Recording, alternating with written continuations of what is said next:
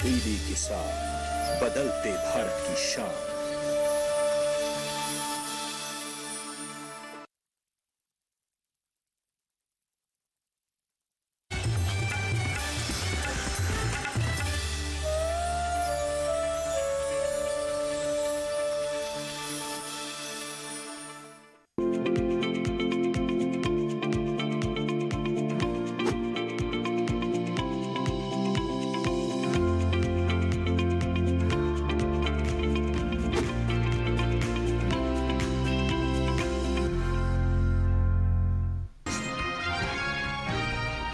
उत्तर प्रदेश और उत्तराखंड में ज्यादातर जगह होगी बरसात। जम्मू कश्मीर और लद्दाख में भी अधिकतर जगह बारिश के आसार।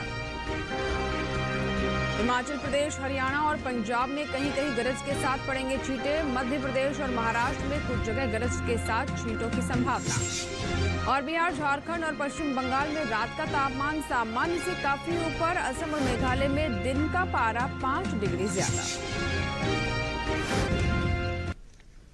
नमस्कार, मौसम खबर में आपका स्वागत है। आपके साथ मैं हूं अंजू सिंह। मौसम खबर में जानेंगे अगले 2 दिन कहां होगी बरसात, कहां चलेंगी तेज हवाएं, क्या रहेगी तापमान की स्थिति, साथ ही किसानों के लिए होगी कृषि सलाह भी। लेकिन शुरुआत करते हैं खास खबरों के साथ। अंडमान निकोबार द्वीप समूह में कुछ जगह तेज हवाओं के साथ होगी बरसात। इसके अलावा जम्मू कश्मीर और लद्दाख में जगह जगह गरज के साथ पड़ेंगे छींटे। आपको बता दें कि हिमाचल प्रदेश में भी कुछ जगह गरज के साथ छींटों के आसार। उत्तराखंड और दिल्ली में भी कहीं कहीं गरज के साथ पड़ सकते हैं छींटे। हरियाणा और पंजाब में जहां तहां गरज के साथ छींटों की संभावना। पूर्वी राजस्थान में भी कुछ स्थानों पर गरज के साथ पड़ेंगे छींटे। मध्य प्रदेश और छत्तीसगढ़ में भी कहीं कहीं गरज के साथ छींटों के आसार।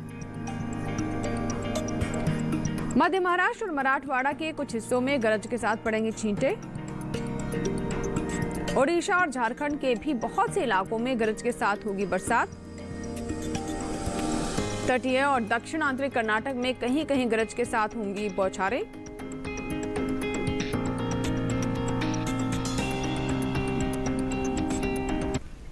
और आइए अब नजर डालते हैं बारिश के अनुमान पर और देखते हैं देश के किन हिस्सों में ज्यादा बारिश होगी और किन इलाकों में होगी कम बरसात। मौसम विभाग के अनुसार पूर्वी और पश्चिमी उत्तर प्रदेश में रविवार को अधिकतर जगह, जबकि शनिवार को कहीं कहीं बारिश होगी। हिमाचल प्रदेश और उत्तराखंड में भी रविवार को ज्यादातर स्थानों पर, जबकि शनिवार को कई जगह बारिश की संभावना है। जम्मू कश्मीर और लद्दाख में रविवार को अनेक स्थानों पर बारिश हो सकती है। वहीं दिल्ली, हरियाणा और पंजाब में अगले 2 दिन कुछ एक जगह बारिश का अनुमान है। पूर्वी और पश्चिमी राजस्थान में भी 2 दिन कई स्थानों पर बारिश हो सकती है। पूर्वी भारत की बात करें तो गांगे पश्चिम बंगाल में रविवार को अधिकतर जगह, जबकि शनिवार को अनेक स्थानों पर बादल बरस सकते हैं। उप हिमालय पश्चिम बंगाल और सिक्किम में 2 दिन कई हिस्सों में बारिश का अनुमान है। ओडिशा में शनिवार और रविवार को अनेक जगह बादल बरसेंगे। झारखंड में रविवार को अनेक जगह बारिश के आसार हैं। वहीं बिहार में भी 2 दिन कुछ जगह बारिश की संभावना जताई जा रही है। पूर्वोत्तर में अरुणाचल प्रदेश, असम और मेघालय में 2 दिन कहीं कहीं बारिश हो सकती है, जबकि नागालैंड, मणिपुर, मिजोरम और त्रिपुरा में कई स्थानों पर बारिश की संभावना है। पूर्वी और पश्चिमी मध्य प्रदेश में रविवार को अनेक जगह बारिश की संभावना है। यहाँ शनिवार को भी कुछ स्थानों पर बादल बरस सकते हैं, जबकि छत्तीसगढ़ और विदर्भ में दोनों दिन अनेक हिस्सों में बारिश हो सकती है। मराठवाड़ा में कई स्थानों पर, जबकि मध्य महाराष्ट्र में इक्का दुक्का जगह बारिश का अनुमान है। गुजरात में भी रविवार को छिटपुट जगह बारिश हो सकती है, लेकिन कोंकण और गोवा में अगले 2 दिन मौसम साफ रहेगा। दक्षिण भारत की बात करें तो केरल में शनिवार को अधिकतर जगह, जबकि रविवार को अनेक हिस्सों में बारिश के आसार हैं। तटीय कर्नाटक के अलावा दक्षिण कर्नाटक के अंदरूनी हिस्सों में भी 2 दिन इसी तरह की बारिश का अनुमान है। वहीं उत्तरी कर्नाटक के अंदरूनी हिस्सों में 2 दिन कहीं कहीं बारिश हो सकती है। तमिलनाडु और पुडुचेरी में शनिवार को अनेक स्थानों पर बारिश की संभावना है। वहीं तटीय आंध्र प्रदेश, तेलंगाना और रायलसीमा में भी अगले 2 दिन कुछ स्थानों पर बारिश हो सकती है। द्वीप समूह में ज्यादातर जगह जबकि लक्षद्वीप में अनेक स्थानों पर बारिश की संभावना है। और आइए अब डालते हैं नजर पिछले 24 घंटों के दौरान हुई बारिश पर, यानी मौसम की चाल पर। केरल के अधिकतर हिस्सों में पानी बरसा, अंडमान निकोबार द्वीप समूह में ज्यादातर जगह बारिश हुई, लक्षद्वीप में अनेक स्थानों पर हुई बरसात, तमिलनाडु और पुडुचेरी में भी कई स्थानों पर बारिश हुई, तटीय आंध्र प्रदेश में कुछ स्थानों पर बरसात हुई।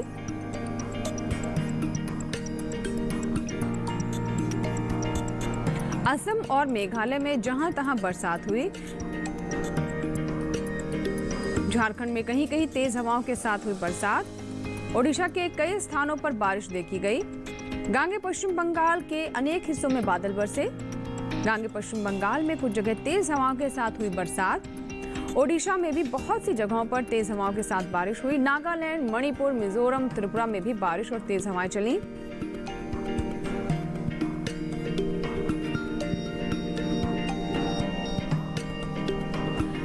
बात करें नागालैंड, मणिपुर, मिजोरम और त्रिपुरा की, जहां पर तेज हवाओं के साथ बारिश हुई। वहीं तटीय आंध्र प्रदेश और तेलंगाना में कहीं कहीं तेज हवाओं के साथ बारिश देखी गई। दक्षिण आंतरिक कर्नाटक में कहीं कहीं तेज हवाओं के साथ बारिश हुई। और आइए बात करते हैं तापमान की। सबसे पहले देख लेते हैं अधिकतम तापमान। असम और मेघालय में ज्यादातर जगह अधिकतम तापमान सामान्य के मुकाबले 5 डिग्री ऊपर रहा। वहीं हिमाचल प्रदेश और उत्तराखंड के ज्यादातर हिस्सों में तापमान सामान्य से 3 से 5 डिग्री ज्यादा मापा गया। उप हिमालय पश्चिम बंगाल में भी अनेक स्थानों पर अधिकतम तापमान सामान्य की तुलना में 3 से 5 डिग्री अधिक था।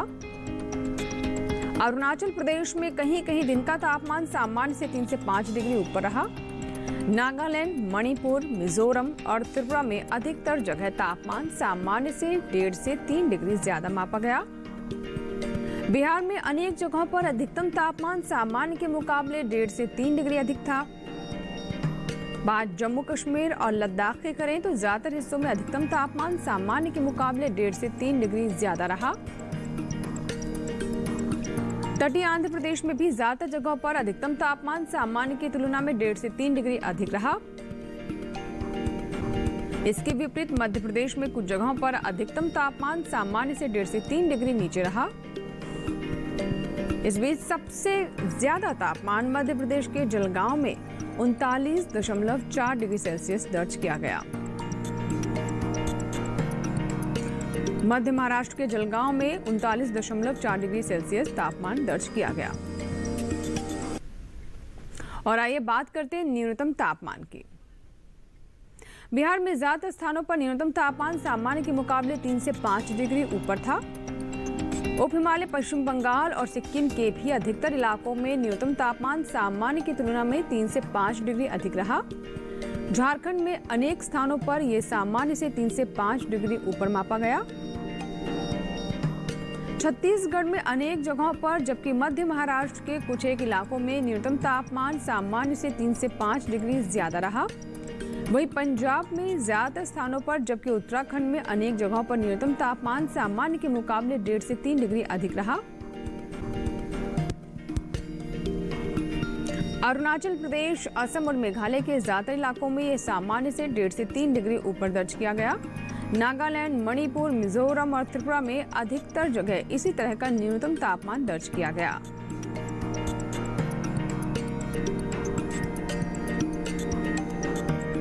तटीय आंध्र प्रदेश और रायलसीमा में अनेक जगह पारा सामान्य से 1.5 से 3 डिग्री ऊपर रहा। इसके उलट पश्चिमी राजस्थान के कुछ हिस्सों में न्यूनतम तापमान सामान्य से 1.5 से 3 डिग्री नीचे मापा गया। देश के मैदानी इलाकों में सबसे कम पारा पूर्वी राजस्थान के सीकर में 13 डिग्री सेल्सियस दर्ज किया गया। इसी के साथ ही मौसम खबर में यहाँ वक्त हुआ एक छोटी सी ब्रेक का। ब्रेक के बाद जानेंगे कैसे करें सरसों की खेती।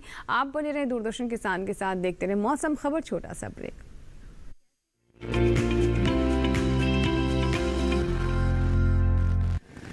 माँ कब आएगा? अभी आएगा। अरे बोलो ना माँ, कब आएगा? बोला ना, अभी आ जाएगा। ये ले, आ गया कुआं। अरे कुआं नहीं माँ, हमारे घर नल से जल कब आएगा? नल से अरे गुड्डी, बहुत जल्दी आएगा पानी। जल जीवन मिशन आ चुका है। हम 1 कदम उठाएंगे तो सरकार 10 कदम उठाएगी। सच? तुम्हारे मुंह में घी शक्कर। घी शक्कर नहीं माँ, स्वच्छ जल। 2024 तक देश के सभी 19 करोड़ घरों में पहुंचेगा पीने का साफ पानी। अब होगा हर घर जल। जल जीवन मिशन, जल शक्ति मंत्रालय, भारत सरकार।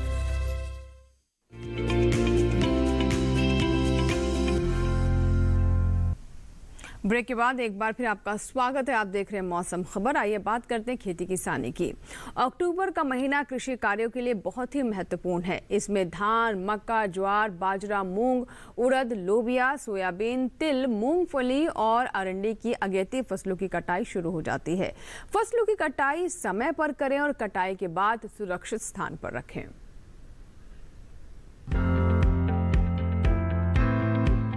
बालियां निकलने के करीब 1 माह बाद धान की फसल पक जाती है। जब किसान को लगे कि 80% बालियां पक गई हैं, तो फसल काट लेनी चाहिए।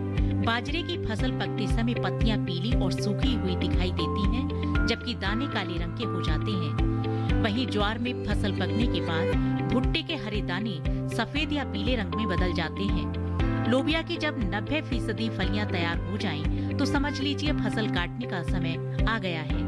सोयाबीन और तिल की पत्तियां पीली पड़ जाएं और सूख कर गिरने लगे तो फसल काट लें। दूसरी ओर कुछ फसलों की बुवाई अक्टूबर में की जा सकती है। उत्तर पश्चिम और उत्तर पूर्वी भारत के बारानी इलाकों में चना, तोरिया और सरसों की बुवाई का सही समय अक्टूबर का दूसरा पखवाड़ा है, जबकि सिंचाई की सुविधा वाले इलाकों में बुवाई नवंबर से शुरू होगी। चने के खेत में जल निकासी की उचित व्यवस्था होनी चाहिए। दूसरी ओर मटर की बुवाई का समय अक्टूबर के अंत से लेकर 15 नवंबर का है। हालांकि मध्य भारत में अक्टूबर के पहले हफ्ते से ही इसकी बुवाई शुरू हो जाती है। वहीं उत्तर पश्चिम भारत में अक्टूबर के अंत में मटर बोई जा सकती है, लेकिन उत्तर पूर्वी मैदानी हिस्सों और मध्य भारत में रहने वाले किसानों को मध्य नवंबर तक का इंतजार करना होगा। अक्टूबर के दौरान जौ की बुवाई केवल असिंचित इलाकों में ही होती है, वो भी 20 तारीख के बाद। सिंचित इलाकों में 25 नवंबर के बाद बुवाई का काम शुरू हो पाएगा। इसी तरह बारानी इलाकों में गेहूं की बुवाई अक्टूबर के आखिरी हफ्ते से शुरू होगी। आलू की फसल को अलग अलग जलवायु क्षेत्रों में लगाया जा सकता है। आलू के बीज को कोल्ड स्टोरेज से निकालकर 10-15 दिनों तक छायादार जगह पर रख दें। बीज का आकार ना अधिक छोटा हो ना बड़ा। बोने से पहले सड़े और कमजोर बीजों को निकालकर अलग कर लें। और आइए बात करते हैं आज की फसल की। सरसों की बुआई का समय चल रहा है। भारत में बड़े पैमाने पर सरसों उगाई जाती है। अच्छी पैदावार के लिए कदम कदम पर एहतियात बरतने की जरूरत है। बीजों का चुनाव करते समय इस बात का ध्यान रखें कि जो किस्म आप खरीद रहे हैं वो आपके इलाके की जलवायु के हिसाब से सही है।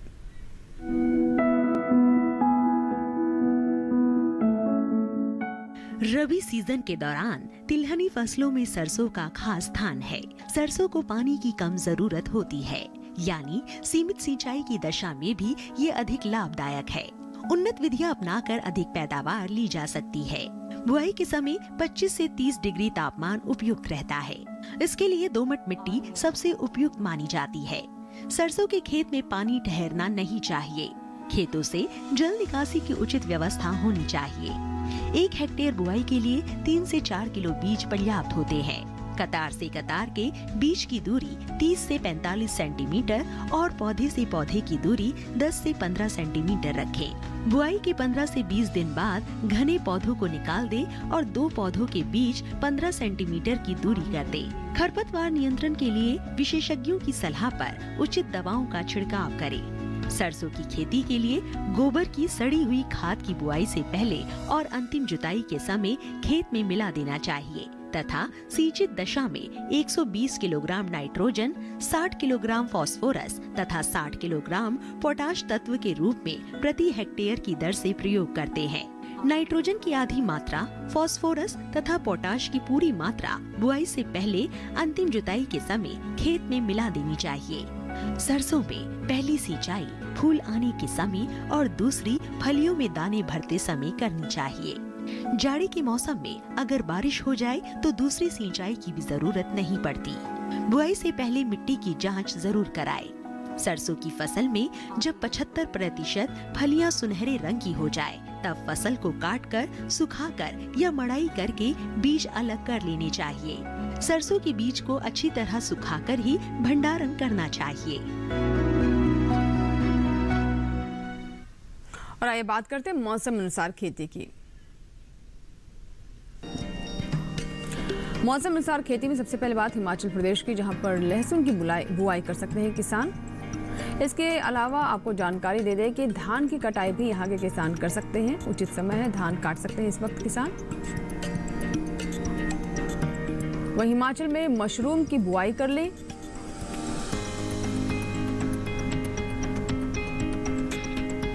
मटर की बुआई भी किसान यहाँ करते रहें।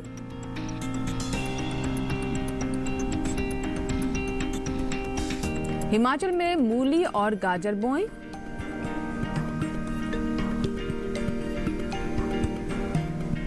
पालक और मेथी की बुआई भी किसान कर लें।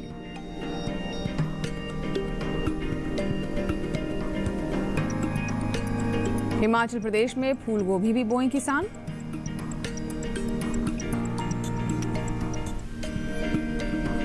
कीवी के बागों में निराई करते रहें।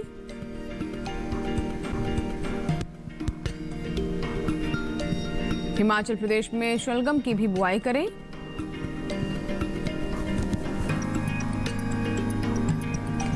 मक्के की कटाई करने का भी उचित समय है।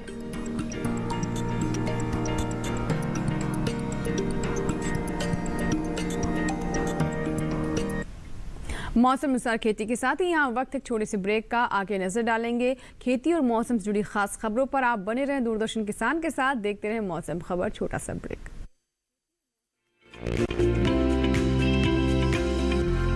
आज भी याद है वो स्कूल से सीधे पीपल के पेड़ के नीचे हाजिरी लगाना, वो अखरोट तोड़ने के नए नए तरीके ढूंढना, वो अपने मिले पैसे तुरंत माँ के हवाले करना, वो दादाजी के साथ ट्रैक्टर में विडोल डालना। अच्छा लगता है जब वक्त के साथ कुछ परंपराएं नहीं बदलती, है ना? ट्रैक्टर्स की बदलती टेक्निक के साथ बदलता इंजन ऑयल।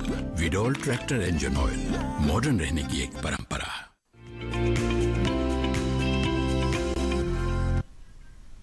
ब्रेक के बाद एक बार फिर आपका स्वागत है। आप देख रहे हैं मौसम खबर। आइए एक बार फिर से बात करते हैं मौसम के लिहाज से खेती की। मौसम के लिहाज से खेती में बात पंजाब की। यहाँ पर धान की कटाई करें किसान। अभी धान में कीट लगने का भी अंदेशा है, तो ऐसे में हमारे किसान धान की फसल पर लगातार नजर बनाए रखें और धान को कीटों से बचाने के लिए कीटनाशक का छिड़काव करें। इसके अलावा पंजाब में आलू की रोपाई किसान करते रहें।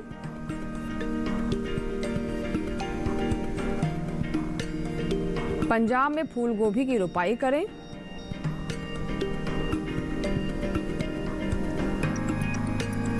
टमाटर की बुआई भी किसान कर सकते हैं।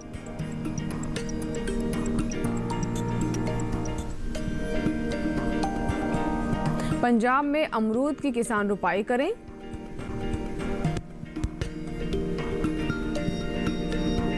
गेहूं की बुआई भी कर सकते हैं किसान।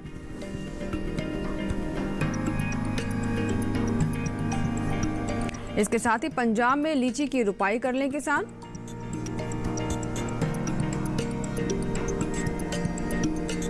मक्के के खेत में जल स्तर बनाए रखें।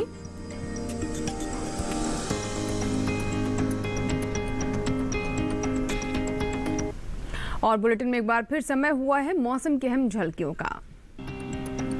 केरल के कुछ स्थानों पर हो सकती है बहुत भारी बारिश। तमिलनाडु के अंदरूनी हिस्सों में भी कुछ जगह बहुत तेज बारिश के आसार। तटीय कर्नाटक में कुछ जगह भारी बारिश की संभावना। दक्षिण कर्नाटक के अंदरूनी हिस्सों में कहीं कहीं तेज बारिश का अनुमान। तटीय आंध्र प्रदेश और तेलंगाना में भी जहां तहां हो सकती है भारी बरसात। विदर्भ और छत्तीसगढ़ में कहीं कहीं भारी बारिश का अंदेशा। ओडिशा में कुछ जगह पर हो सकती है तेज बरसात। और आइए अब चलते चलते एक नजर अगले 4 दिनों के लिए 9 शहरों के तापमान पर।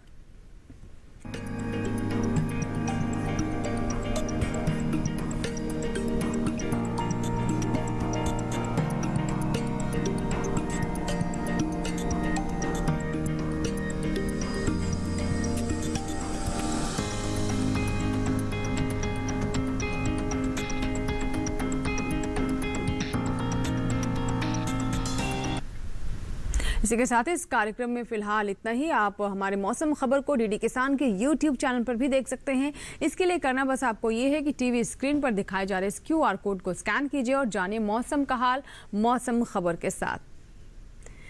इसी के साथ ही मौसम खबर में फिलहाल इतना ही। उम्मीद है मौसम खबर से हमारे किसानों को मदद मिल रही होगी। मौसम का ताज़ा हाल और कृषि सलाह लेकर फिर होंगे हाजिर। आप बने रहे दूरदर्शन किसान के साथ। नमस्कार।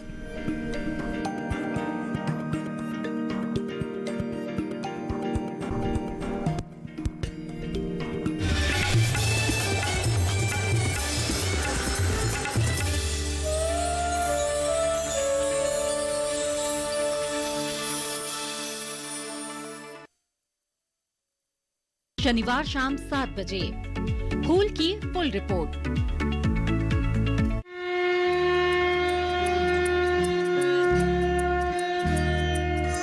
भगवान श्री राम के जन्म स्थान अयोध्या से रामलीला। मैं आपका दोस्त राहुल बुच्चर श्री राम के किरदार में आपको अयोध्या की रामलीला में नजर आने वाला हूँ। अयोध्या जो कि श्री राम का जन्म स्थान है, इसलिए वहाँ की रामलीला का अपना एक अनूठा ही आनंद है। मैं आ रही हूँ भगवान श्री राम की पावन धरती पर अयोध्या की रामलीला में सीता का किरदार निभाने। कई नए चेहरों को लाएंगे, आपको सरप्राइज देंगे। 6 अक्टूबर से लेकर 15 अक्टूबर तक रोज शाम 7 बजे से लेकर 10 बजे तक आप सब भी हमारे साथ जुड़े। जय श्री राम। मिलते हैं अयोध्या जी की रामलीला में अयोध्या जी से।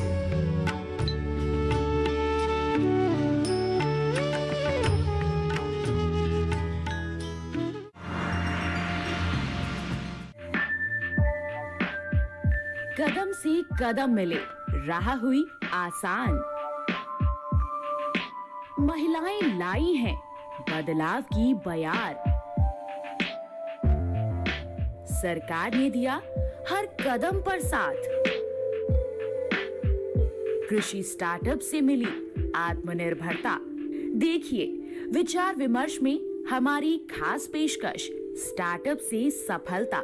महिला किसान दिवस विशेष शुक्रवार 15 अक्टूबर रात 10 बजे दूरदर्शन किसान पर। जब चुपके से आता है बुढ़ापा, तब मजबूत कंधे भी झूल जाते हैं। वृद्धावस्था में आयुर्वेद की भूमिका, ताकि मुस्कान से लबरेज रहे जीवन।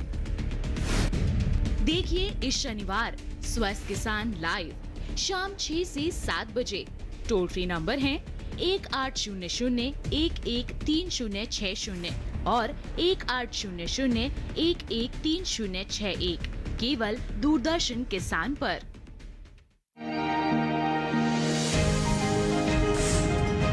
विज्ञान ने बदली किसानों की तस्वीर। देश के युवा वैज्ञानिकों के अनुसंधान से मिल रही है किसानों को नए नए तकनीकें।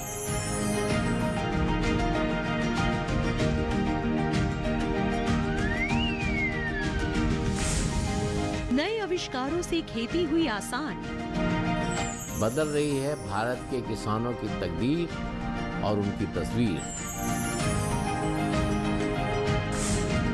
सरकार भी दे रही किसानों का साथ। प्रधान वैज्ञानिक सलाहकार के ऑफिस के सहयोग से इफ्को और डीडी किसान ले आ रहे हैं आपको एक नया कार्यक्रम, नया भारत के नया किसान। देखिए नए भारत का नया किसान 16 अक्टूबर से हर शनिवार रात 8 बजे सिर्फ डीडी किसान पर।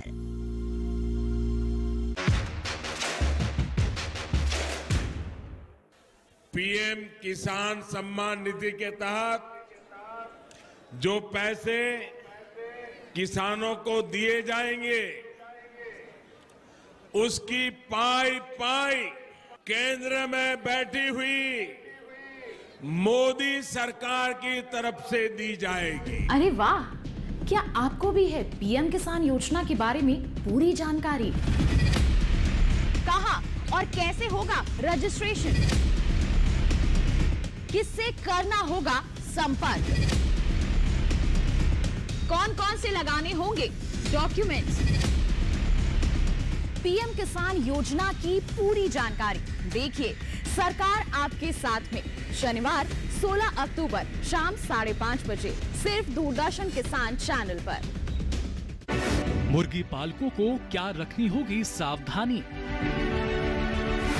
मानिए चिकित्सक की सलाह, ना करें मनमानी। कैसे होगा रानीखेत रोग से मुर्गियों का बचाव? पोल्ट्री फार्म का कैसा हो रख रखाव? देखिए मुर्गियों में रानीखेत रोग, लक्षण, बचाव और उपचार। इस रविवार अपना पशु चिकित्सक में शाम 6:30 बजे सिर्फ दूरदर्शन किसान पर। अनाज, दालें या सब्जियों का हाल, भाव हो मसालों का या तिलहनों की चाल, कब बेचने हैं फल, जानकार सुझाएंगे सब बातों का हल। हर फसल पे नजर, हर मंडी की खबर। देखिए मंडी खबर 18 अक्टूबर से सोमवार से शनिवार शाम 5 बजे। मैं मम्मी को समझाने में मुझे 2-3 साल लगे और उनको ये बताने में कि आप एक बार तो आइए शूटिंग पे, देखिए तो क्या होता है सेट पे। ऐसे ही कभी जब शाम ढले। और काफ़ी लोग बोलते हैं कि ये स्पेलिंग नाम की चेंज करने से क्या हो गया तुम्हारे साथ, ये बताओ। लेकिन मेरे पास कुछ ऑप्शन, तुम्हारा कुछ विकल्प बचता नहीं अगर आपके पास एस्ट्रोलॉजर हो। अब है सामने इसे छू लो जरा, मर जाऊं या जी लो जरा। कोशिश से कामयाबी तक।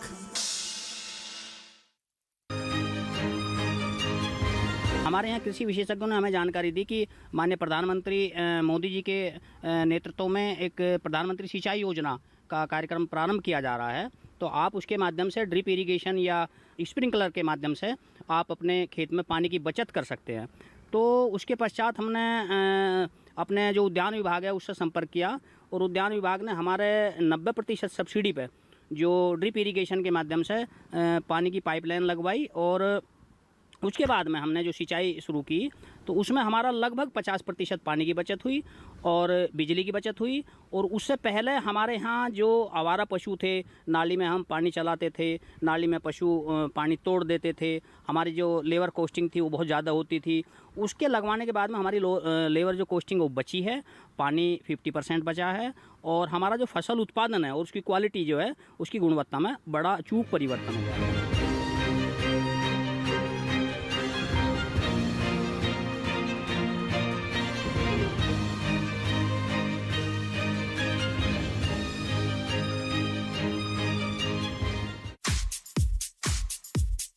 All India Radio, the channel of the nation, brings you live action of World Cup T20 from 23rd October 2021 onwards. All India matches on primary channel, FM Rainbow Network, local radio stations, FM relay stations, DTH and DRM.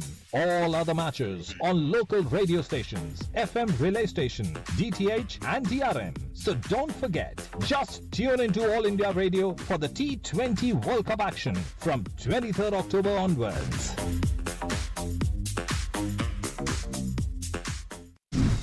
देखिए कृषि विशेष मेरे साथ शनिवार शाम 7 बजे। मिट्टी उगले सोना।